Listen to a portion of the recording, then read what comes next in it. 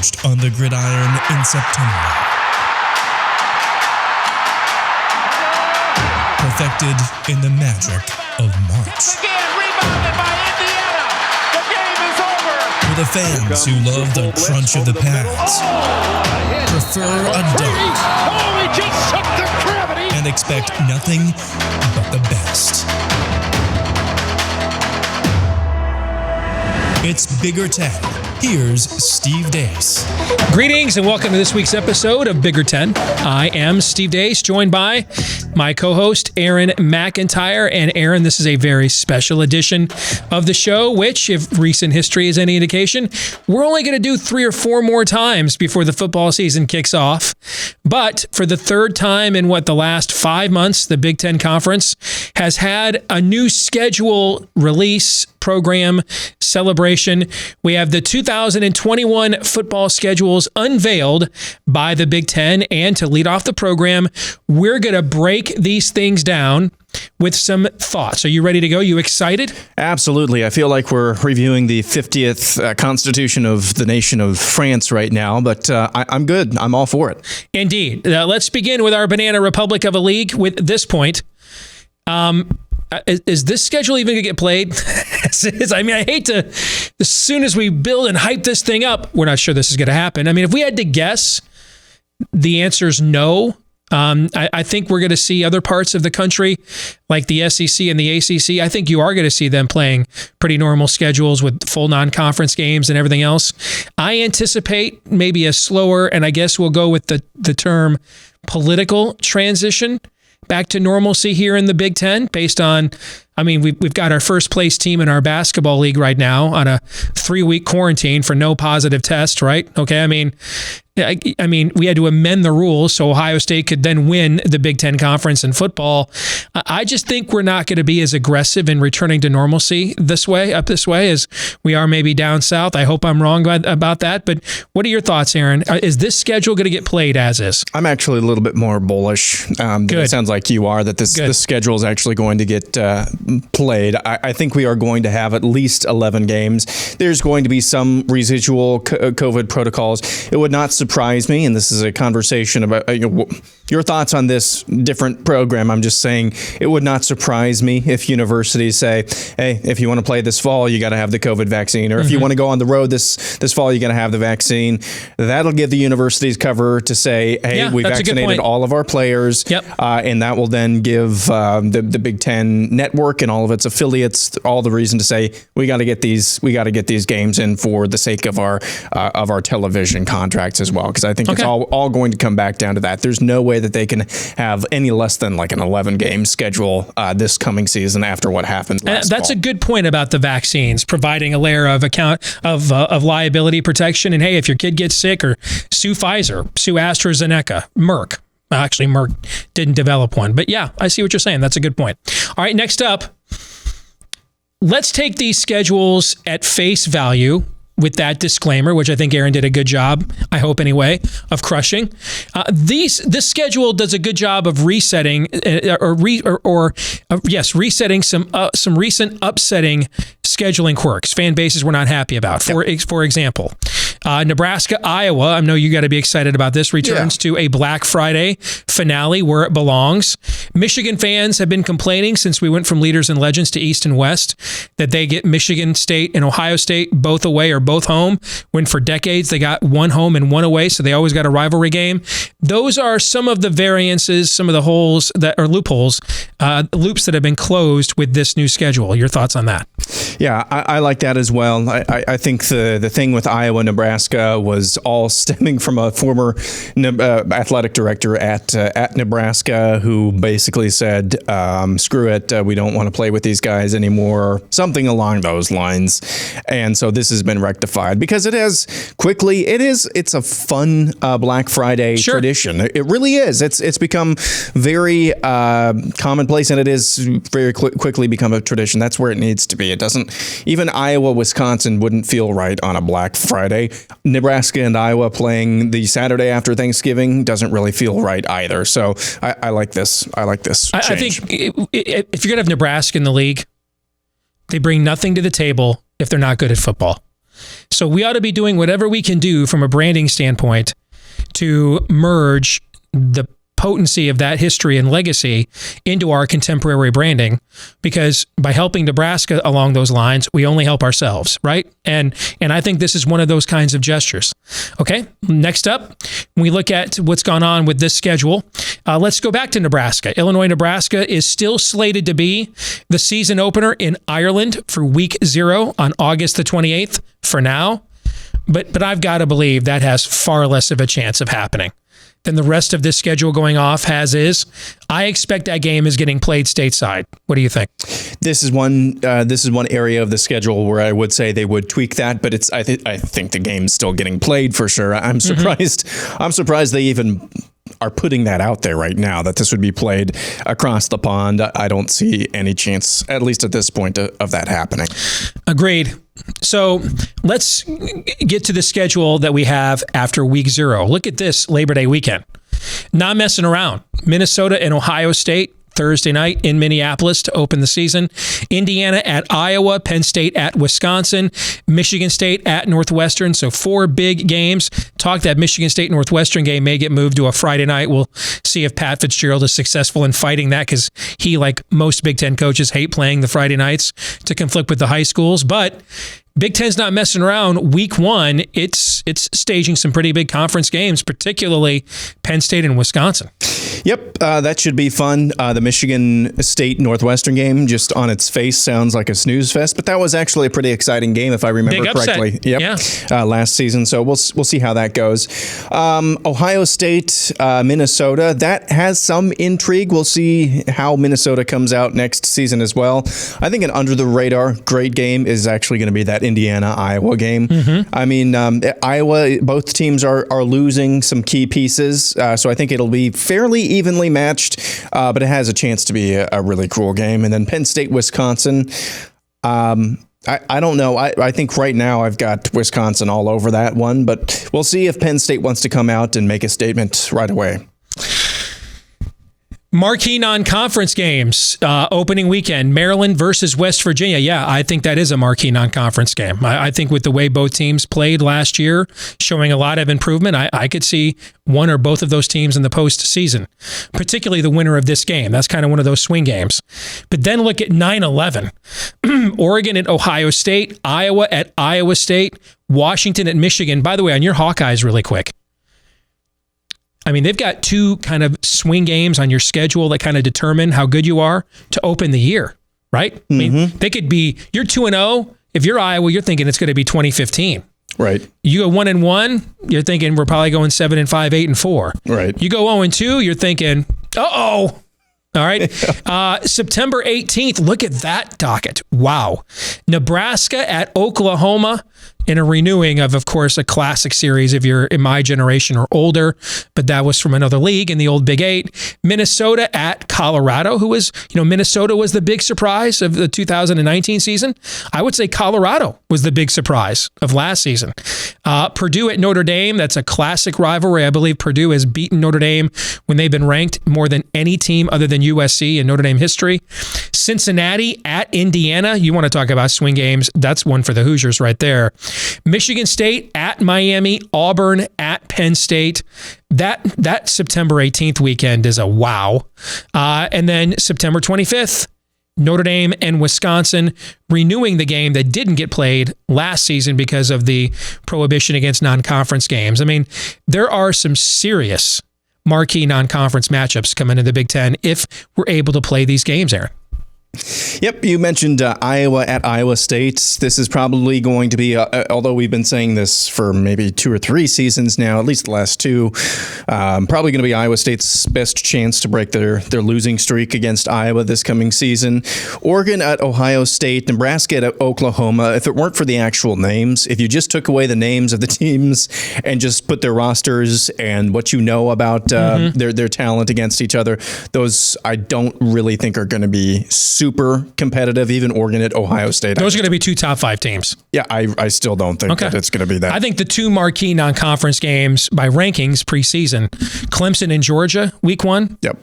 And Oregon, Ohio State, I think you're going to see 4 of the top 5 preseason teams along with Alabama, if I had to guess. But that's really a great schedule of non-conference events for the Big Ten. No doubt about it. Okay. We move on. Good season to be a Wisconsin season ticket holder, Aaron. Look at this. Penn State, Michigan, Nebraska, Northwestern, and Iowa all come to Madison. It's a good year to be a Wisconsin season ticket holder. Yeah. I mean, you've got some major.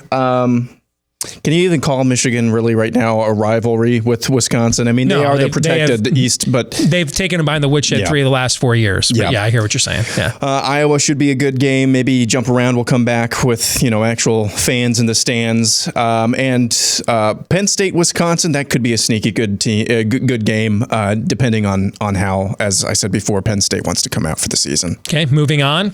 Michigan draws, I think, a brutal schedule, one of the toughest in the league, and it's a make or break year for Jim Harbaugh. I guess they get some respite. Michigan is also the only team in the league that doesn't have to play a game away from home until we get to October. But given the schedule they have on the docket this year, I mean, they need all the breaks they can get because there aren't too many when you look at Michigan's schedule. It's also a good year to be a Nebraska season ticket holder. Michigan, Ohio State, and Iowa all coming to Lincoln. And in fact, when you look at the Oklahoma rivalry returning, the Huskers are going to play 3 of the 5 winningest programs in college football history this fall. Nebraska is 7th. Your thoughts on the Nebraska schedule? And you can chime in on Michigan's as well if you'd like. Hold on to your nuts if you're Nebraska. I mean, and then Michigan, it's a make or break year for Michigan. Obviously, that's been stated ad nauseum.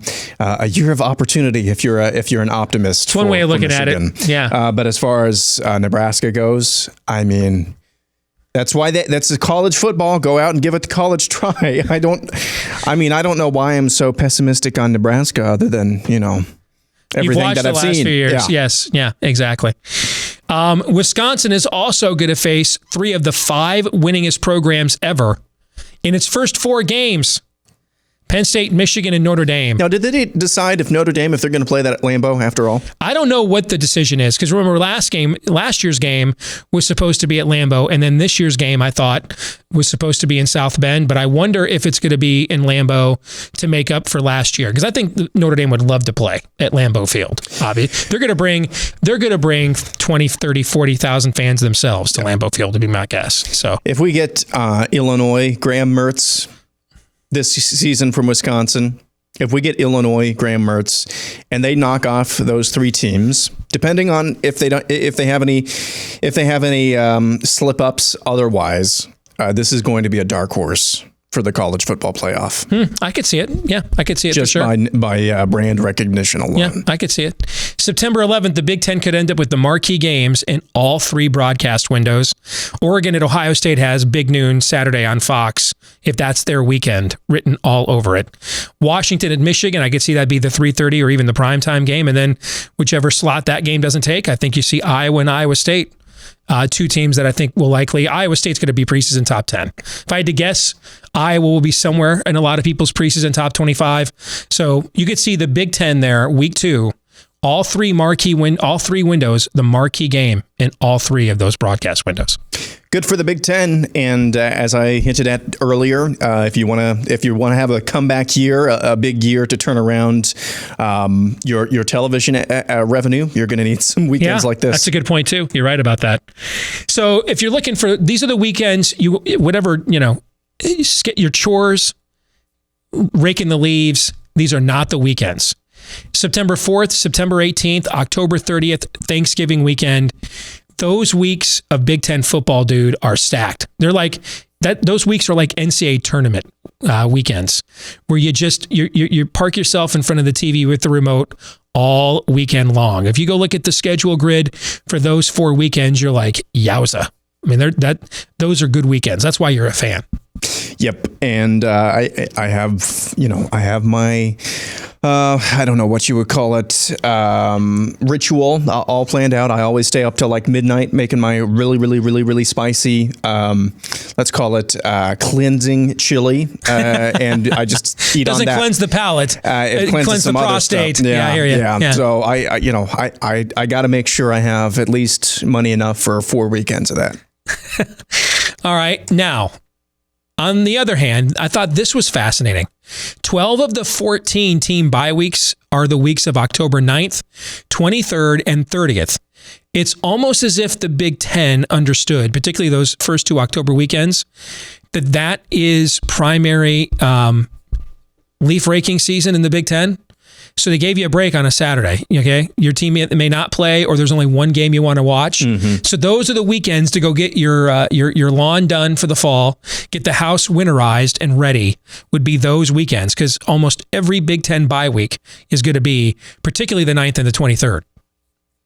Yep, I agree with that. I don't really care when the bye weeks are. I'll go watch the Big 12, SEC. So this is, I just want college football, all fall long. So I don't have any leaves to rake either because I'm not a homeowner yet. Not yet. Yeah, that's true. All right, now, we couldn't analyze the schedule without doing this. So gun to the head, based on what we know right now about rosters, which is more than you think, but not as much as it needs to be. But gun to the head, don't hold me to it. Way too early if you said, hey, I pull the trigger if you don't make this pick. These would be my projected West Division standings at the end of the season right now, which, again, gun to my head, don't hold me to it, way too early. I would have Wisconsin and Iowa at 6-3. But Wisconsin winning the tiebreaker by virtue of having defeated Iowa. Nebraska at 5-4, 7-5. Minnesota at 4-5, 7-5. Purdue 4-5, 6-6. Northwestern 3-6, 6-6. And Illinois 3-6, 5-7. What say you? I am surprised about Northwestern, but I guess given all that they've experienced as far as attrition goes, Illinois is not a surprise. Purdue, not a surprise for the reasons that we've mentioned as well. Minnesota is a little bit of a surprise. You would expect after the breakout season they had a couple of years ago, chalk last year up to it's a COVID year, whatever. You would expect them to improve a little bit, but you've got Nebraska finishing ahead of Minnesota. That's crazy. That's crazy to think about. I would say you're being generous to Iowa, but they have a really favorable non-conference and crossover schedule. Iowa's schedule is favorable. And this is a year that they need it because their overall depth numbers are down this year. And then Wisconsin is going to end up losing to Northwestern, but beating Iowa. So that's what's going to happen there. All right. Now we go to the East. Again, not much drama. Gun to my head. Don't hold me to it. Way too early. I'm going to say Oregon actually wins at Ohio State early in the year, breaking in the new quarterback. I like Oregon's team quite a bit, but I've got Ohio State winning the division by 3 games. I've got Penn State in second place at 6-3. Indiana at 5-4. I think Maryland and Michigan tie at 3-6. Michigan State at 2-7, and then Rutgers at 1-8. Nothing really that surprising there. I mean, I would this time last year I would have pushed back on Michigan just based on the talent. Everybody would have. But it's just this is a top 10 roster in terms of talent. It shouldn't be anything less than 6-3 this year. But to me, I just think the culture there is irredeemably exactly. I think it's irredeemably broken until Jim Harbaugh proves otherwise, or gets fired, one of the two. And when you look at the schedule that Michigan is playing, I think that you're going to get a clear verdict this year. I don't think that's a team that's going like 6-6. I think given the youth, and it's not just that, it's a whole new coaching staff at the same time, other than Jim. You throw all those new pieces together under the weight of that schedule, they either collapse, I think, Aaron, or they shock. They're one of the surprise teams in the country. I don't think there's any mushy middle. I think it'll be. I don't think it'll be a mushy middle. I don't. Agreed. What do you think the ceiling is for Indiana? I've got Indiana. Remember last year at this time, I had Indiana with a top 25 overall roster in the country. Right now, I've got Indiana with like the 10th or 11th most talented roster in the Big Ten. They have lost quite a bit, but what they have coming back is Michael Penix. Now, you also have to wonder, can he instantly, we're seeing guys return from ACLs quicker than ever before, but we still sometimes see a guy need the year after that year for his full mobility and athleticism to return.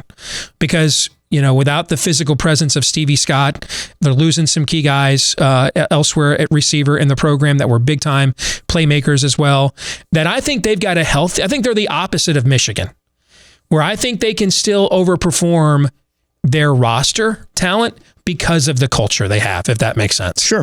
What do you think the ceiling is for Maryland based on their talent? I mean, they kind of blew me away based on their talent rating. I think it's a complete wild card. I think that opening game against West Virginia for both of those teams, I think the winner of that game kind of becomes a darling team. That's a springboard game in their respective leagues because of how many guys both of those programs bring back. And then I just think it comes down to little Tua's little brother. Yep. What we saw, the huge step he took after that Northwestern game for the remainder of the games they had before COVID closed their season out too, was that an aberration because of COVID, or was that a sign of things to come? And I think that you'll get an idea of that very first game against West Virginia. Agreed. I think they could finish as high as second. I really do. I think it's possible. Or they could finish because Penn State's got a ton of questions too. Yeah. I've been doing these team total talent ratings since 2017. This is the least talented Penn State roster in that time period. Right now, it's the highest scoring Michigan roster they've had in that time period. Wow. Now these programs are going to get some attrition post-spring, but I think you're going to see Michigan add another transfer or two as well. So I think that division after Ohio State, man, there's so many variables that I think anybody other than Michigan State, although they bring in, I think, a really good quarterback. The Russo kid from Temple has won a lot of games. Mm-hmm. So maybe anybody other than anybody other than Rutgers, who's improved, but still not there yet, talent-wise. Anybody else in that division, I could make a case. Russo comes in, has a great year, Peyton Ramsey kind of year for Michigan State, where he just is an adult and manages the program, and they can get to 6-3, 5-4, and surprise people. I could say that about every team in that division between Ohio State and Rutgers. Agreed. And then I could make a case for why they're going, 2-6, 3-7. Agreed. As well. Yeah. All right, we'll come back, play our weekly game of Big Ten Would You Rather next.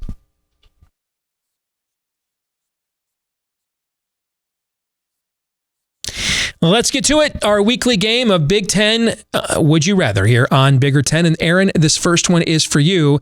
Would you rather keep this 2021 football schedule as is, or be given permission to single-handedly craft it yourself? I would rather be given permission to single-handedly craft it myself. I have the power. Yeah, not for any necessarily COVID reasons. I would just take that any year because I don't want to see. I know these big games against the Power 5 schools are what keep some FCS programs afloat. I liked it. I liked it better. Really, I just thought it was a good idea to discourage and ban FCS schools. All right. It's a bye week. It's a glorified bye week. All right. If you're really concerned about making your conference, and if you're the college football playoff, if you're really concerned about getting the best teams, you better make sure that the teams you're selecting and the teams that are competing and vying to get into the college football invitational really are the best teams. And I really don't think that a team that fills out its schedule with lower tier MAC teams, and I say that as an Iowa fan, we do this every year, and FCS teams, we do that every other year. I don't really think that behooves your conference, and I don't think that behooves college football in general. So that's why I would rather be given the power. This one's for you. Would you rather you lose the Big Ten basketball regular season title if it meant get a guarantee for the Sweet 16, or win the title if it means you bow out in the round of 32? I'd rather win the title. Give me a guaranteed banner, just because there's so much randomness in the NCAA tournament. I mean, growing up as a Michigan fan, Michigan just dominated the Big Ten 2 years in a row, 85-86. Couldn't get out of the first weekend of the NCAAs. John Beeline had teams that could get to the Sweet 16 that couldn't finish in the top 4 of the Big Ten. There's just so much randomness with the one and done and matchups. Give me the guaranteed I'm hanging a banner for my season of winning the Big Ten, especially the grind of a 20-game regular season in the best conference in college basketball. I'll take that trophy. For you, one more. Now that we know the schedule, we think, you're more confident than me, and the rosters are mostly set for this fall post signing days, would you rather be Michigan or Penn State trying to have a bounce back season? I saw Dave Revson on the Big Ten Network ask Howard Griffith this question. So Aaron, I ask it of you. So I think this one is actually a little harder than it seems on its face. Hard. Yeah. Because Penn State is having some of the same culture issues, I believe, that Michigan is. It's just not as easy to see because Michigan and Jim Harbaugh is a boisterous, or at least used to be boisterous personality, bigger brand, let's admit it. And Penn State has had more recent success, so it seems, than Michigan. So I think this is actually a harder question to answer. I would say I would rather be Michigan. Wow. I actually would be. I don't know that there's a right or wrong answer, though, because I think both of these are risky gambits, but you go ahead. Yeah, I would rather be Michigan. I like the talent you have coming in, and I would rather, I don't want to be stuck somewhere in the mushy middle. And I think Penn State is there right now, where it's like you're not really expected to win the East Division because there's Michigan and Ohio State always. You're not really expected to do, you're not expected to tank this year. Not really sure if James Franklin is sticking around. Not really sure what the future is, but you're Penn State. I don't want that. If I'm a Michigan fan, I want some clarity, and you're going to be getting clarity this year. I believe anyway. Good point. You want the world against you. Yep. You want to either fail, or you either want to succeed or fail magnificently. Then that's I think what's going to happen. Yeah, that's an excellent point. This final one is for you. Would you rather be Penn State, Wisconsin, or Minnesota playing Ohio State on opening weekend of the Big Ten football season? I'd rather be Minnesota playing Ohio State because I know if I lose that game by any score, I can move my team, my players on, particularly a guy who's such a strong, culture, there's that word again, life coach kind of style of coach. I think it's a lot easier for PJ Fleck to go into that locker room, even if it's 42-10. I think it's a lot easier for him to go in that locker room. Man, we squashed this opening week. Remember last year we were terrible opening week against Michigan. We came back and we still had a competitive football team with Rashad Bateman and other guys opting out. Put it behind us, men. That's one of the top programs in the country. We got 11 games left to row the boat, and we can win those next 11. I mean, I think that's an easy pitch for him to make, right? Sure. I think for Penn State and Wisconsin, the pitch is a lot more difficult, particularly for Penn State. Because of everything that you just said. So I would rather be Minnesota in that situation. Good question, though. All right, we'll come back, wrap things up with the Twitter poll and our feedback of the week next. This week's Twitter poll results, boy, they don't get more even than that. Do you believe the 2021 football schedule just unveiled by the Big Ten will end up being the actual 2021 football schedule? It's 50-50 there, and we're 50-50 on our show. I'm not confident. Aaron is very confident, although I thought Aaron made a strong enough case to get me to doubt mine, but it doesn't get much more even than that. Opinions are pretty split. And hey, it's the Big Ten without a singular potentate like Jim Delaney was for so many years. So yes, who knows? The margin for error is a lot more is a lot more expanded. All right, this week's feedback of the week isn't feedback. It's just something I had to choose. Okay, this graphic from Penn State is one of the worst self-owns by an athletic department, Aaron, in the history of the internet. They created a meme. They got trolled by other schools in the Big Ten, other fan bases, other sports leagues, other sports teams. They put out this graphic that said a Penn Stater has appeared in every Super Bowl, but then look at the disclaimer at the bottom, except for 5 since 1967, right? Yeah.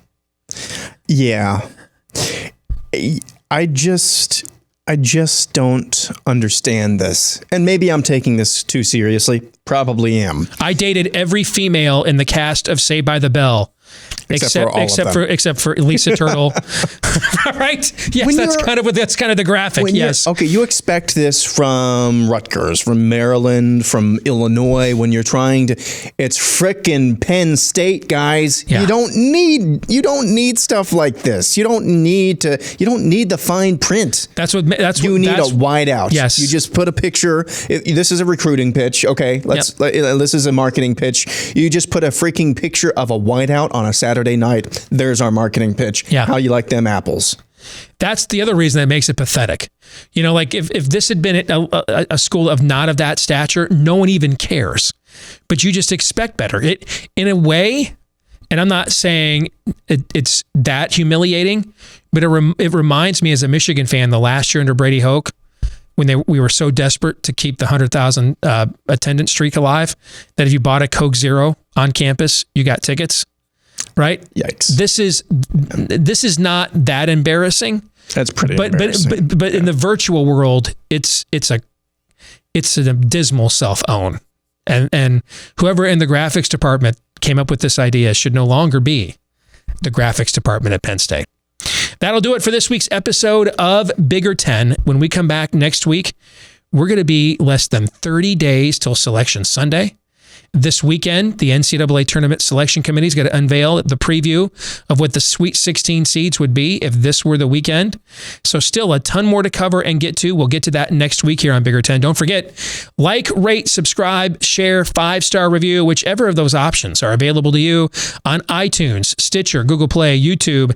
Keep those coming. Best advertising we have is word of mouth from Big Ten fans just like you. Follow us on Twitter as well, at Bigger 10, to keep up to date on what we think between episodes. For Aaron McIntyre, I'm Steve Deace. Until next time, right here on Bigger 10.